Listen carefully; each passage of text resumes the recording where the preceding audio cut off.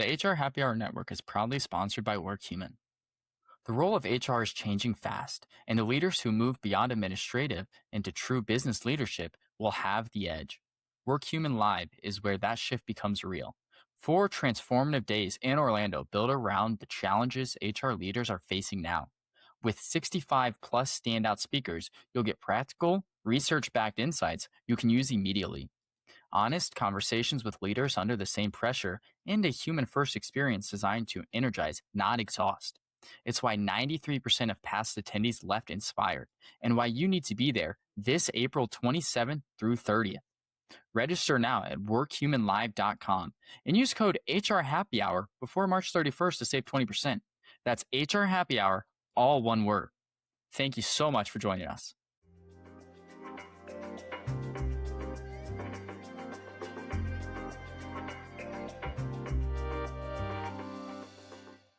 Hi, everyone, and welcome to the HR Happy Hour Network. This is the play-by-play podcast hosted by myself, Jack McFarlane, and Nick Schlemmer. Hey guys, how's it going? Well, it is finally that time of year. The weather's getting warmer, minus one little snowstorm that's hitting Nebraska right now, but getting pretty warmer.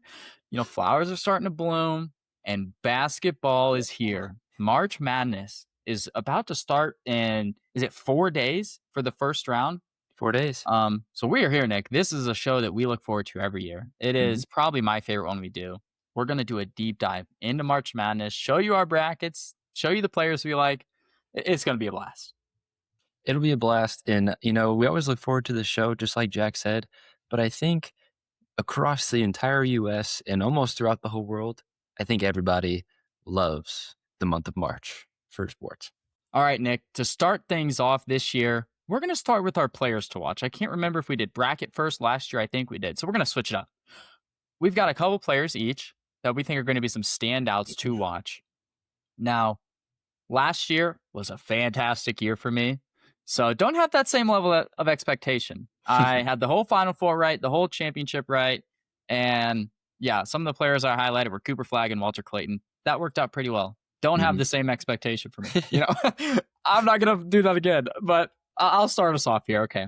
First player, this is an obvious one if you watch college basketball. It's Cameron Boozer, son of Carlos Boozer, former NBA player. I think personally he's the best player in the nation. Most people would put him in the top 3, whether it's 1, 2, or 3. He's averaging 23 points a game, 10 rebounds a game, so he's averaging a double-double, and 4 assists. As a big man, that's pretty good, 4 assists. He's been on a tear. If you go on ESPN, he's got a highlight on there if you played the night before. He's just fun to watch. I think he's more fun to watch than Cooper Flagg, which is probably a hot take. His best game here, this was earlier in the season. It came during the Thanksgiving Classic tournament against number 22 Arkansas, who was ranked at the time. But Arkansas did make the tournament. He puts up 35 points. So what's that tell you right there? He's a big game player. The final of a tournament, all eyes on him in prime time on Thanksgiving, puts up 35 against a ranked team. All right. He's a big-time player. Enough said. He's going to ball out this March Madness. So what do you think, Nick? I couldn't agree with you more. Duke is just producing some big-time athletes, and we'll leave this out. They're just... but I kind of took a little bit of a different approach with my players. My first player is coming from University of Houston. Kingston Flemings from the Houston Cougars. He's a true freshman, and he's been leading the team with 16.5 points per game and 5.4 assists. Houston's always been in the tournament, so they got a lot of reps. They got a lot of practice in these situations. And I think having a freshman kind of leading the way, which a lot of teams are this year, it seems like, Jack. Like the freshman have kind of been the name of all the teams almost. Exactly. But like incorporating a freshman into the starting lineup with a team that has so much experience, I'm just excited to see what they can do. Yeah, that's a great point. I mean, Houston made it to the championship game last year. So adding all that experience with a crazy good guard, I've seen him play a couple games. I watch a lot of Big 12 basketball. Yeah. You watch a lot of Big 10. He's very good. Very good. So great pick. I'm going to keep it in the Big 12 for my next pick. And if you don't think Cameron Boozer's the best player in the country, it's this guy. These are 1 and 2 right here. Darren Peterson from Kansas. He's a point guard, averages 20.5 points a game, 4 rebounds a game. That he's a big hustle player. I'll get into that in a second. Shoots 42% from 3 and gets 1.3 steals a game. He is Very good. electric. Now, there are some concerns. He's had a lot of problems with health, and I'm going to put that in air quotes because he's just flat out sat out. Either sit out whole games, play half the game and sit out. There's a lot of controversy around him. So the thought is hopefully in March Madness, he's there for all the games. Now, Kansas has won a lot of big games without him. So they're a good team even without him.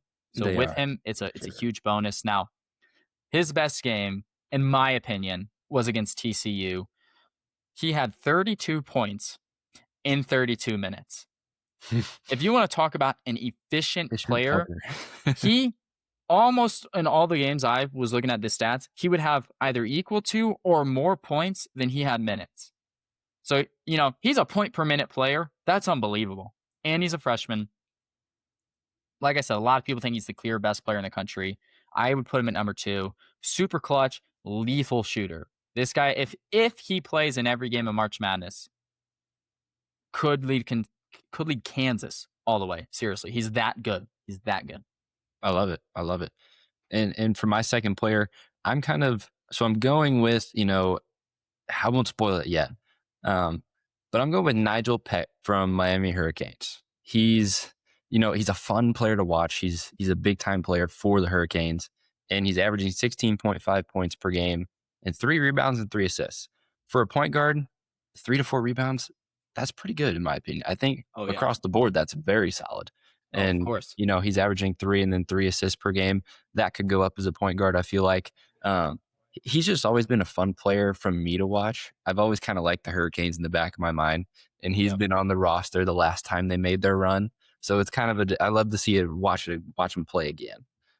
Yeah. I mean, I'm sure we'll bring up the point of your connection to Miami a little bit later on, but you guys will totally understand why Nick is a Hurricanes fan. Okay. I'll let him tell that in just a little bit. I've got one more player here for us, and also from the ACC. We're going over to North Carolina. We got Caleb Wilson. He's a forward. Don't want to spoil why I'm picking him just yet, just like Nick. He's averaging 20 points a game, 9 rebounds, 3 assists, 58% from the field.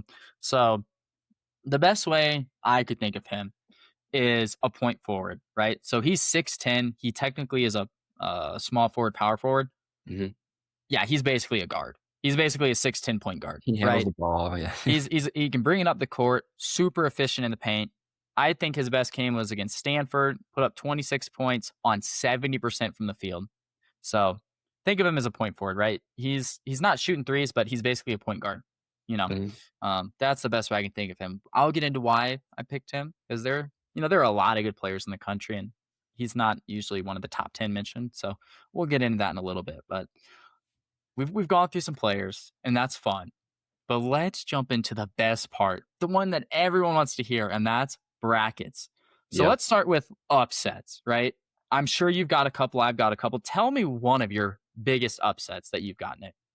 So I don't have a lot of big upsets this year, Jack. I know we kind of talked about this before the show, and I'll let you kind of mention what we talked about. But I have Texas A&M. Beating St. Mary's in the first round. Okay. Slight underdog with the Texas Tech being an underdog. Texas A&M. I keep thinking Texas Tech. Texas A&M. That's that is one of my upsets. That's one of them. Yeah. I'll go over it real quick. Like Nick said, we were talking pre-show, and with NIL, right? It's been, is it year 3 now? 3 or 4? NIL's been out for a while. So back in the day, you could have some mid-majors that just had elite player, maybe even 2, that then went on a big Cinderella run. Well, now, if there's 1 or 2 or 3 good players in mid-major, the big school is going to buy them next year with their NIL money. That happens over and over again. The mid-majors get worse and worse. And now that we're 3 to 4 years into it, it's really, really hard to pick upsets. I'm telling you, when you go fill out your bracket, because Selection Sunday was 3 hours ago. These are fresh. We just made our brackets. It's hard. You're going to find that. So, it's March, right? They're going to be upsets. It's March. Anything can happen. So, these teams are just going to have to play perfect basketball. Exactly. But I go back to last year. All 4 1 seeds made the Final Four, which hadn't happened since 2008. It's a changing of the guard. The big schools are not going to be upset as much as they used to be. But with that being said, I was able to scratch a couple upsets. My first one is going to be an 11 seed, which right now could be Texas or NCSU. I think it's going to be Texas, but I'd pick either of them because that is going to be the game against BYU, who's a 6 seed. I picked the 11 seed. I'll never pick BYU ever in my life. It worked out last year. I picked 10 seeded Dayton, and they ended up winning. So let's hope for it again. Tell me about your second upset. Well, mine goes right along with that. I actually have BYU beating Gonzaga in the round of 32. It's a 3 seed versus a 6 seed. We know Jack's feelings of BYU, but No. I don't know. I haven't No. watched a lot of BYU basketball. No. I know they're a solid squad. No. That was one of my other upsets. I didn't have many. All right. But BYU. Wow. Anyone that wants to fill out a job application, please feel free. It's for a co-host position here at the Play-by-Play. Nick has not been informed he will be fired after that last his little upset there. He'll be very upset when he gets the news. So let's move on. I've got one more here. And this is a 5 seed versus a 1 seed, so upset in quotes. But that's Vanderbilt beating Florida. It's in the South region. It would happen in the Sweet 16 in my bracket. I don't know. I just couldn't bring myself to let all the 1 seeds continue once again. I really like the other ones over Florida. Maybe they have some sort of championship hangover.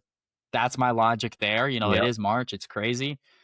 It's hard with these upsets, So, you guys will find out. But let's stay on this is, kind of the same as an upset. Do you have a big Cinderella, right? It happens every year. A team that should have lost first round makes it to the Sweet 16, or a team makes it to the Elite 8 that was like a 7 seed, an 8 seed. Tell me about your Cinderella this year. It does happen every year, and I swear I miss the train every time on picking Cinderellas. I don't have a good track record. So my Cinderella, call it a Cinderella in quotes, it's a 7 seed, the Miami Hurricanes. I have them going a very long way in this tournament. And so that's going to be my Cinderella. Jack, I'm sure you've got a better pick than I do for a Cinderella. I don't know. But I can't go any lower than a 7, I don't think. Yeah, I know. That was my problem too. And I've actually got a 6 seed as a Cinderella. It's just really, we keep saying it's really tough this year. The competition is so good at the top. My Cinderella is going to be North Carolina. That's why I mentioned Caleb Wilson. I like you. North Carolina, they got 80 points a game. They're 5-2 versus the top 25. They play in a tough conference. So I think they're a lot better than their ranking, which is how I usually pick a Cinderella. And yeah, I do have them making it to the Sweet 16 and then losing to Houston. But I figured, Sweet 16 is the 6th seed. That's Cinderella territory. So that's kind of my idea there. 100%. And, speaking on Cinderellas, I feel like we have to shout out maybe a couple of these teams just to put their name out there. We've got Hofstra going up against Alabama right away. That's going to be a tough game. They haven't made it, and I don't know the date, but it's been a very long time since they've made it, or maybe a first-time appearance. You've got Wright State, Tennessee State. Some of these teams haven't been in this tournament for a long time. Yeah. Queens, I think it's their first ever time. Now, I've read something crazy about them. This is only like their 3rd year of eligibility to even make the tournament. Like, they just moved to D1. And so although it's their first time, it might not be their last. Seems like they've got a pretty good squad. They have to play Purdue, so I don't think they'll be making it very far. But and I just thought of another one. They have a lot of hype in March Madness in their Cinderella story. McNeese. Yeah, a lot of hype last time. They're always there. Yep. And then there's one more that, actually I probably should have put on my upset list, and I didn't even think of this one because they've been so good this year. It's the only team in the country with 1 loss, and that's Miami of Ohio. Now, they went undefeated in the regular season. They did lose in their conference tournament. So now they have to play for the 11th seed in a first 4. If they win, they'll play Tennessee. I have them beating Tennessee. I don't have them going any further than that, but that's another team to keep an eye out for. I mean, they were fantastic this year. So don't be shocked. 100%. Going undefeated is undefeated. Yeah, at any level, right? Like, Yeah. yes, they don't play in the SEC, but they still went 26-0. That's unbelievable. Like, so I don't know. Just keep an eye out for them. Why don't you tell me, Nick, what teams we should really keep an eye out for? I want to hear your final four. Final four. All right. So from the East region, I have Duke. A lot of people I think are going to have Duke. From the West, Miami Hurricanes. The Midwest, Iowa State, really hot team right now. I like where they're going. And then from the South region, the Houston Cougars. Yeah, I think those are solid. I've got a lot in common. And by a lot, I mean two. But that's pretty good for four. So East, Duke. I've got Duke going out. West, Arizona. Now, I think Duke is the best team in the country, personally. If I had to pick a second, it would be Arizona. They are so close. It is neck and neck for me. And the only reason I chose Duke was Boozer. That was the dividing. I think they're so good. Third team, in my opinion, third best team, also that close to them, is out of the Midwest, and that'd be Michigan. I've got them in the Final Four. Yes, they lost to Purdue today, or was it yesterday? Anyway, they just lost to Purdue in the Big Ten Championship. I still think Michigan is better, right? We'll see. Final team, Houston. I agree with you there. Got to show a little bit more Big 12 love. That's why I've got two of the Big 12 teams, and Houston's just always good. I don't know. They've been, I feel like, I forget the stat. It's like Elite Eight or better in the past 4 tournaments or something. So give them the Final Four again. That's what I'm saying. So let's hear about your champion, Nick. All right. So as I mentioned earlier in the show, I've got Miami going a very long way, all the way to the end, and winning it all, going up against Duke in the championship. I have Miami winning. They're a really good 3-point shooting team. As a team, they're shooting around 37% from the 3-point line. That's solid, which puts them in their conference close to the top spot. Not quite, but close. They're averaging 78 points per game. So like Jack mentioned, North Carolina averaging 80. They're up there being one of the better, higher scoring teams kind of around the nation. And then from the free throw line, which is huge in March. Free throws, a lot of times win games. That's overtime versus not overtime. And as a team, they're shooting 75%. I think that's pretty solid as a team. Yeah. No, it's very good, especially when it's not like the NBA where even the big men are shooting, 70, 80%. College big men shoot like 53%. Yeah. So that is very, very good. Yeah. Now, I got to say, we have a chance to have a very entertaining championship game because I've got Duke winning. So if it's Duke versus Miami, we might have to do a play-by-play live mini-sode of our reactions. But yeah, I've got Duke. Like I said, I think they are slightly the best team in the country. So I almost always go against Duke. Last year, I had them losing to Houston in the Final Four. That worked out. Years ago, when it was Zion Williams, I had them losing to Michigan State. That came true. So I'm actually always going against Duke. This year, I figured it's time for a change. We'll see if it works out for me. I'm not sure, but here's some big reasons I picked them. Boozer is one of them. Their defense, third best in the nation, allowing 63 points a game. Defense wins championships. That's easy right there. They've won back-to-back ACC tournaments. They have a scoring margin of plus 19.1, which is elite. They shoot 50% from the field as a team. Very good. They've got a great sharpshooter, Isaiah Evans, with 14 points a game. They're going to get their center back, Patrick Ngongba. I believe is how you say that, the second. He's very good. Huge. He's huge. They've got a lot of veterans, plus the freshmen. I think it's a complete team. They're my champions. I love it. Yeah. It's a great day. Yeah, thank you. Some funny things. I would like you to tell the story of why Miami, right? Why are you so high on Miami? Why am I so high on Miami? One, love the area, love Florida, love South Florida. But a couple years back, I had them going all the way, just kind of on a whim. And sure as heck, they made a run all the way to the Final Four. Yeah. And I've never had a better bracket. It wasn't quite as good as Jack's bracket last year. That was complete Nick's standards. That was a great bracket for me. Yeah, it's fair.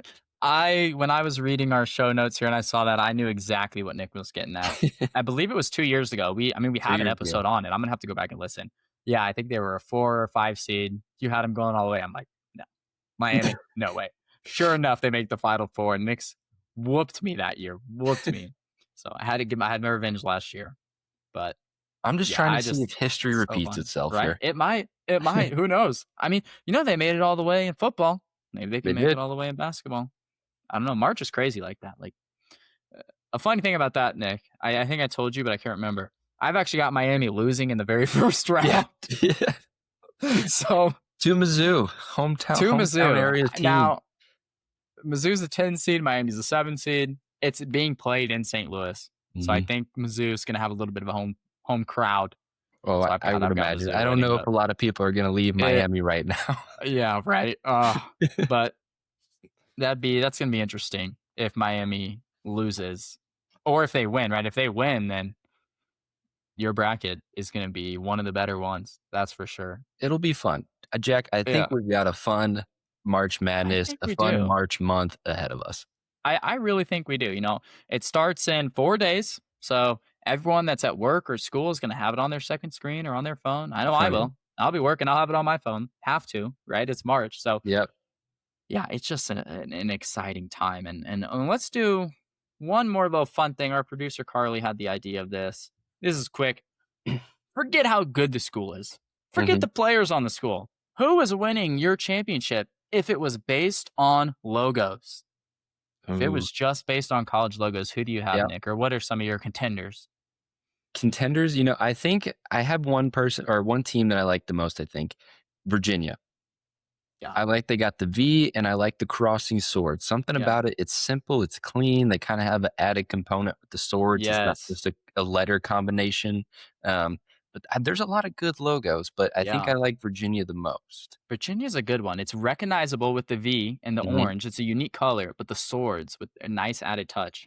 I like Virginia a lot too. But Jack, what's yours? What's some of your contenders or your favorite? Ooh, it's really hard. I liked Queens a lot.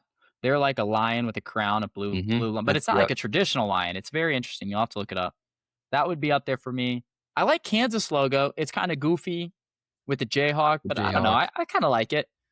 But I think, oddly enough, after looking at all of them, my favorite one, because, logos shouldn't have too much going on, in my opinion. They should be recognizable and yet unique, like Virginia. And for me, that's University of South Florida, right? The Green Bowl. Yep. I don't know why. Maybe, growing up, my select baseball team, we use that exact logo. So maybe that's why, maybe that's why it holds a special place in my heart. I just think it's really unique. It's it's simple, it's unique, it's recognizable. That would be my champion based on logo. I don't have them even winning a game if I take in the other factors. I think I have them going out first as well. I think I've got Louisville over them. So, Well, I think that'll do it for our brackets there. I'm really hoping one of us has a killer bracket. I think it would be you over me. I don't feel too confident this year. We'll see. March Madness is madness. That's the best way to put it. So we'll take a quick break right here and come back with everybody's favorite quote of the show.